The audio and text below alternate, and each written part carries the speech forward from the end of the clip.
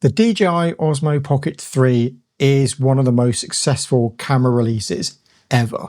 In fact, in 2024, it held nearly 24% of the total camera market in Japan in terms of sales.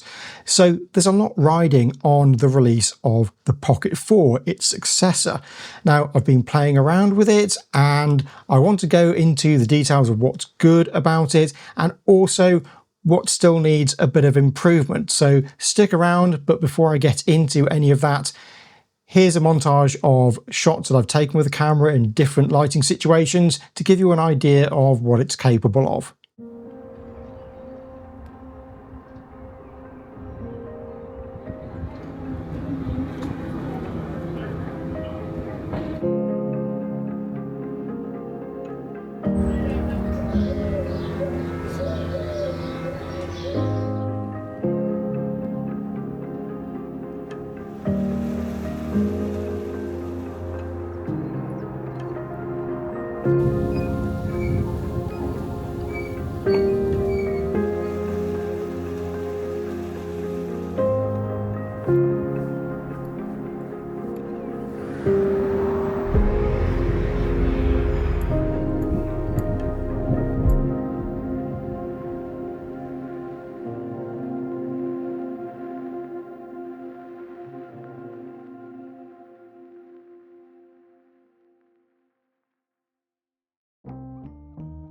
Okay, so let's get into the details of the DJI Osmo Pocket 4.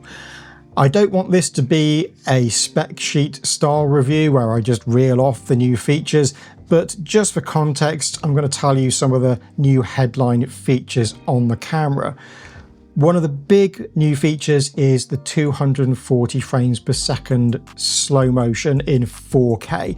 Now, this is a big deal. I think it's possibly one of the first consumer cameras on the market that can do this. Another significant new feature on the Pocket 4 is the D-Log. Now, this isn't the cut down D-Log M, which is featured on the Osmo Pocket 3 and on DJI's action cameras and some of its drones.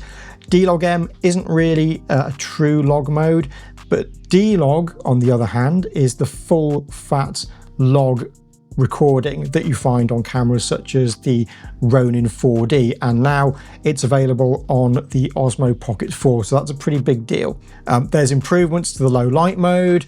There's the 2x lossless digital zoom that can now be used with the ActiveTrack mode, which you couldn't do on the Pocket 3. DJI has also included film tones, which we're now seeing on its other range of cameras. The stills resolution has been increased to 37 megapixels, so that is significantly higher than the 10 megapixels found on the Pocket 4. You've got 4-channel audio recording, so you can hook up 4 wireless mics simultaneously. There's a more tactile joystick, so you can do finer movements when you control the camera. There's a bigger battery, and there's 107 gigabytes of built-in storage as well. So those are the main headline features on the camera. Let's get into more about what this camera is like to use in the real world and whether the new features found on it are worth it, whether you should upgrade from the Pocket 3 or whether you should buy the Pocket 4 instead of the Pocket 3. We have to remember that the Pocket 3 is not being discontinued. It's very much still a current device, and DJI is keen to point that out, but obviously it will cost less than the Pocket 4. There were a lot of rumors about the Pocket 4 leading up to its launch. Everything from having dual lenses to 8K recording resolution and all that malarkey. But what we've got here is a camera that visually doesn't look all that different from the Pocket 3. It's ever so slightly larger in size, it's a little bit heavier. There are 2 extra buttons beneath the LCD screen which allow you to control the zoom physically rather than using the touch screen, and also the custom mode preset selection as well. Now, in use, the ActiveTrack system is a lot more practical than the one found on the Pocket 3. The fact that you can now use the 2x zoom with D-Log as well as the ActiveTrack means that you have a lot more flexibility and creative control over the shots that you get with this camera. I've noticed as well that the tracking system does seem to keep up with subjects a bit better than the Pocket 3 and can be smoother as well. Something to bear in mind though is that if you're using the custom tracking mode, such as the dynamic framing mode, where you can choose your framing and the camera will attempt to keep that while it's tracking the subject, you can't use the 2x zoom with it. Now, something that is very useful for me if I'm self-shooting is the addition of gesture controls. So you hold up your palm and that will lock the camera onto you as the tracked subject, and then you can use a V sign and it will start and stop recording.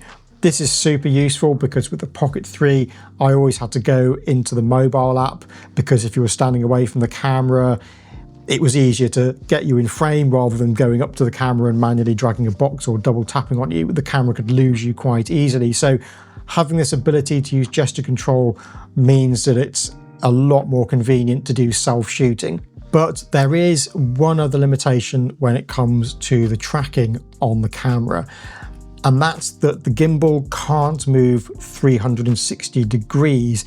Now, I'm not sure why this is. I would have thought this would be a design priority. DJI's other gimbals can do a full 360 rotation or infinite rotation. It would have been nice to see this on the Pocket 4 as well. And this means that when you're doing self-shooting and you set your camera up, you need to make sure that if you're walking past the camera, that the system is orientated in such a way that you can use the maximum rotational ability of the gimbal. And this generally tends to be around the right-hand side of the camera if the screen's facing you, or the left side if it's facing away from you. So that's something to be aware of. There's been a few times where I have done some self-tracking and then I've got back to the camera and found that it's reached the limit of the gimbal movement and I've had to set it all up again. So that's something to be aware of. And if there is a Pocket 5, I would like to see infinite rotation make an appearance on that camera. Another annoyance that is carried on from the Pocket 3 is that you still can't turn it off when there is a filter attached to it, because the gimbal folds itself away, and if you've got a filter on the front of the lens, then it can't properly stow itself into the storage position. This was a constant annoyance on the Pocket 3, because if you're using ND filters and you don't want to take them off, you might be doing multiple shots in the same environment somewhere, but you need to turn the camera off in between. You have to keep taking them on or off, or just deal with the fact that your lens might be left in a slightly more vulnerable position while you're carrying it around. So again, this is quite annoying, and I would like to see DJI sort this out. Again, I would have thought this would have been a design priority for the camera, and it is annoying to see that it is still present on the Pocket 4. If you have a Pocket 3 already, another thing to be aware of is that the accessories, apart from the lens filters, don't transfer over.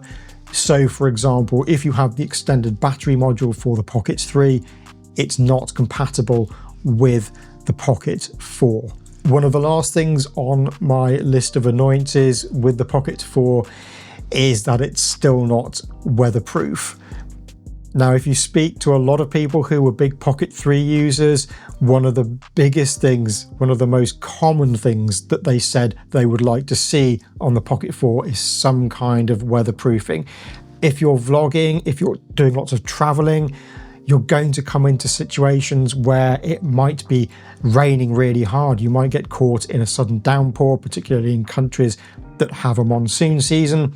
And although the Pocket 3 did show that it could take a bit of rain, it's kind of a similar situation with the Pocket 4. It's not officially weatherproof, so it would have been good to have that official assurance that the camera could withstand a certain amount of different weather conditions, such as rain and snow and even sand. So for a Pocket 5, DJI, please make this a priority. So now that I've had a little bit of a rant about stuff that I think could be made better, let's talk about slow motion, because the 240 frames per second slow motion in 4K is going to be a much talked about feature on the Pocket 4. 240 frames per second at this sort of resolution is an advancement, and as I said at the head of this video, it's probably the first consumer device of its type to feature this type of frame rate. Likely we'll see it on other models of action camera from different manufacturers as the year goes on, but the Pocket 4 got there first. There are a few things though that I think could be improved. The first is that you can't use the 240 frames per second slow motion with D-Log. Now, I have heard that it's possible that in a future firmware update, DJI will add D-Log to the slow motion mode, but it's a case of believing it when I see it. I sincerely hope that is the case, because for me, this is a bit limiting. I do find that the standard color profile that it uses in 240 frames per second, and indeed the standard color profile in normal shooting, is a bit too over sharp and electronic looking, even if you dial down the sharpness settings. So I would really like to see D-Log with the slow motion mode. On the plus side, you can use ActiveTrack in 240 frames per second. Likewise, the low light mode is impressive, although as per any of these low light modes, it can look a bit over processed with very aggressive noise reduction, but it does mean that you can shoot in very low light levels. The dynamic range of the camera has been improved from the Pocket 3, so there's 2 stops more dynamic range available to you.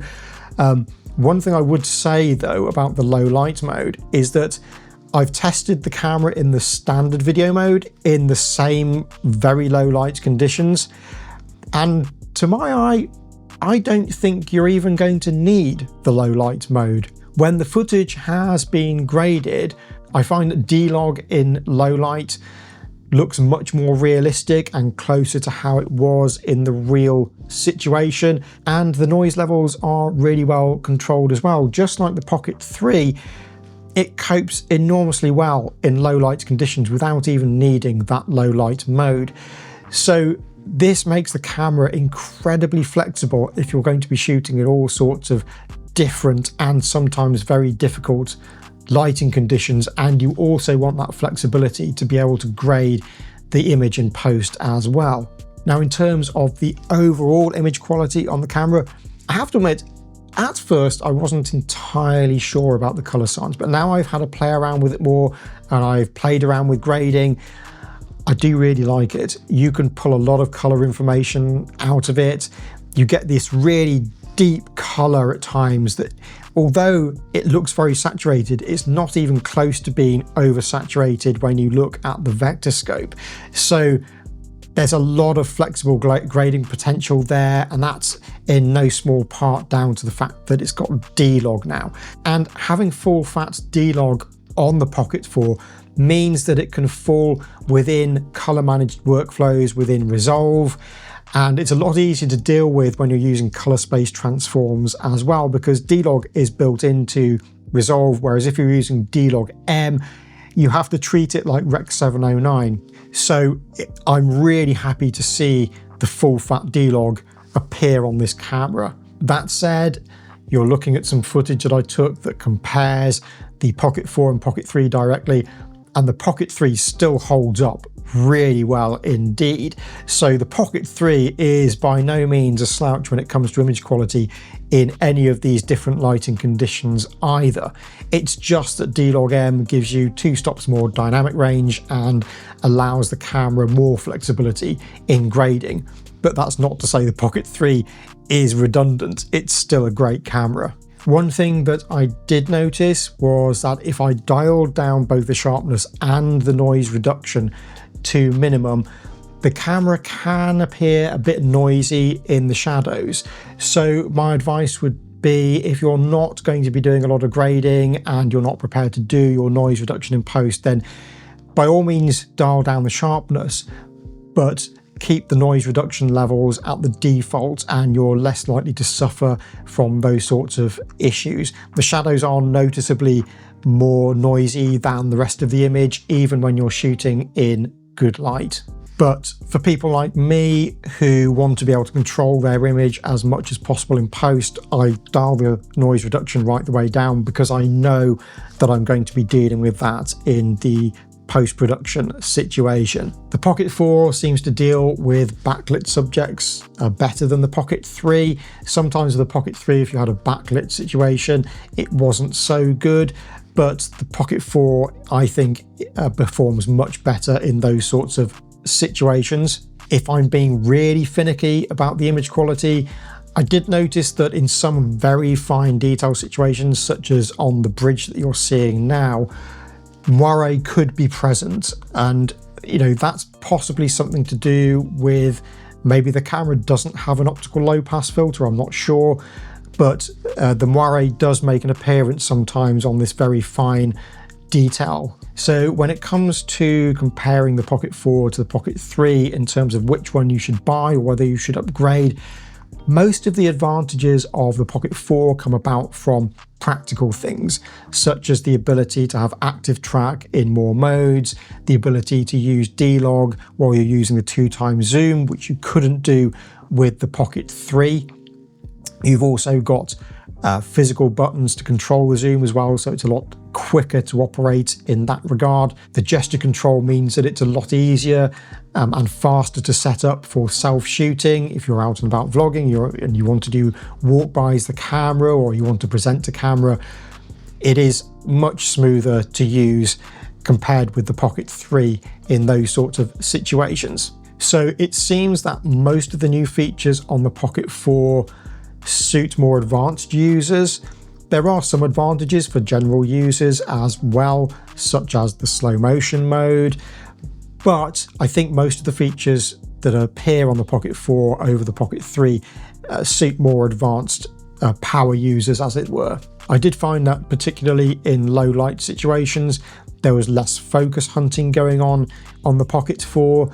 If you look at some of the low light mode shots that I took on the Pocket 3, you can see some pulsing where the background goes in and out of focus that wasn't present on the footage on the Pocket 4. Something else I should mention about the ActiveTrack modes on the Pocket 4 is the ability to lock on to recognize subjects. So you can register your face as a registered subject, and you can ask the autofocus system to lock on to those registered subjects. So for example, if you are in a crowded place, the camera isn't going to lock onto any other face around you. It will keep solely on you, which should reduce focus errors in situations where you're in a city or you're with lots of other people. But the focus lock mode isn't just restricted to registered subjects.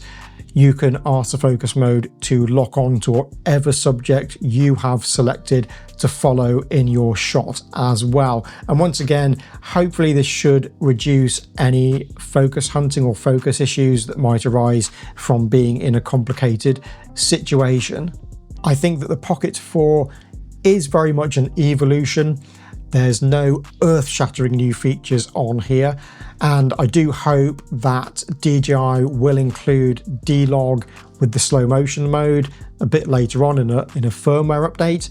But the Pocket 3 is still a really powerful and capable camera, and the fact that it will now have its price reduced will make it even more value for the money. So the Pocket 4 is really going to suit people who really are using their cameras a lot and really do a lot of self-shooting and need those more powerful picture options to maybe integrate with other cameras as well. You know, you might be doing YouTube for a living, you might be traveling all around the world, and you just want something that is just quicker to set up and a lot more flexible to use with the different modes that are available. But as I say, the Pocket 3 still represents incredible value for the money, so it's still worth investigating that if you don't need all those extra features. One thing I would say when it comes to using the DJI wireless mics with the Pocket 4 is to make sure you dial down the gain by around -10 dBFS, because I found that the audio did tend to come out a little bit hot One of my previous videos on the channel was recorded using this, and I made the mistake of leaving it at the default. Schoolboy error, I know, but that is also something to be aware of. So in conclusion then, the Pocket 4 does have incredibly good image quality. The D-Log-M does make it easier to deal with in a color managed workflow. And personally, I do find the more flexible ActiveTrack options with the 2x zoom and the ability to control that zoom between 2x and 1x is actually also very good, because you don't have to go the full 2x zoom route. There is also a 4x zoom available as well, but the quality on that is not very good. You're really zooming into the picture then, and it just looks a bit messy. But anything between 1 and 2x zoom does look really good on it. And as I say, I do appreciate the more flexible options I have when I'm using this camera when I'm self-shooting. So the Osmo Pocket 4 is a very good camera. It's a very capable camera, but it is much more of an evolution rather than a revolution. And that's something to consider if you already own the Pocket 3 and you're thinking of upgrading. Is the Pocket 4 a camera you're thinking of buying? Let me know in the comments, and if you want more coverage of the Osmo Pocket 4, or you have any specific questions or specific things you'd like me to test out on the camera, again, let me know in the comments below and I'll do my best to accommodate those requests. If you do like this video, as per always, please do like it and maybe consider subscribing to my channel. It's completely free. If you want to support the channel even further, I do have a Buy Me a Coffee link as well in the description. And I also have a Substack, which I am building up, I promise. It's not very populated at the moment, but I am gradually building that up. But I hope this video has been useful to you if you are thinking about the Pocket 4, and I will see you all in the next video.